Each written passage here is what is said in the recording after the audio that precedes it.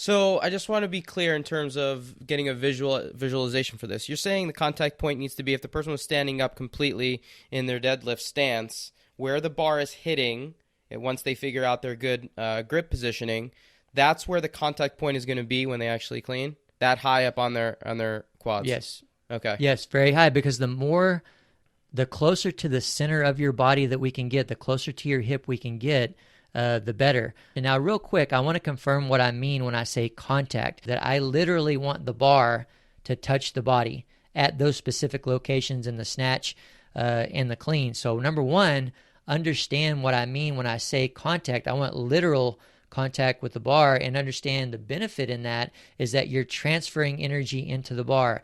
It's similar to skipping a rock. If you don't hit the water, the rock's not going to go as far. You're not going to transfer energy into it. It's also like, I like to refer to it as a stepping stone.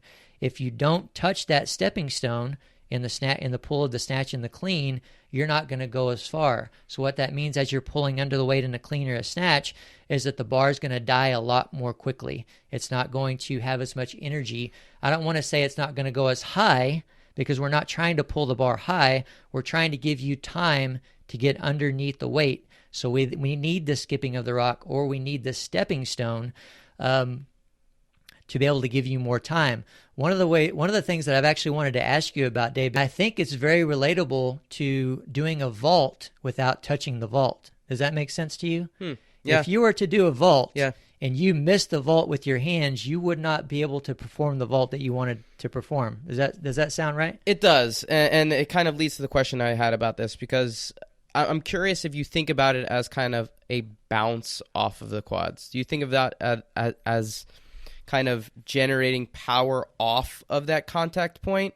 You're saying, a stepping stone into the next portion of the movement, but is it actually generating or creating power in some way that you're not able to generate if there's not a contact point? And I think that's basically what we're trying to do on vault, right?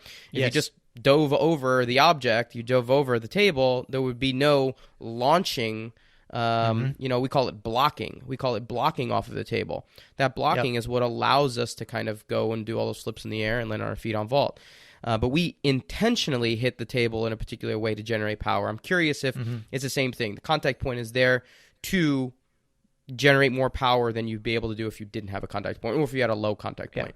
Absolutely. To me, is the same as that vault. Maybe slightly different in that our directions are a little bit different, because we want that to be as smooth as possible. We want the bar to move in as straight of a line as possible. And I think that coaches and athletes in the community definitely hesitate to use the word bounce or bang, because we don't want this to happen.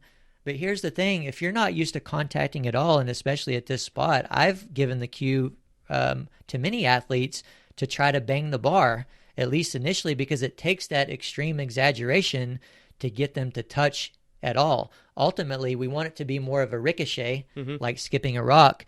But at the same time, even when it's a ricochet, even when it's smoother or more of a brush as opposed to a bang, it's still digging into the body very solidly. It's still digging in to be able to transfer the most energy into the bar that it could.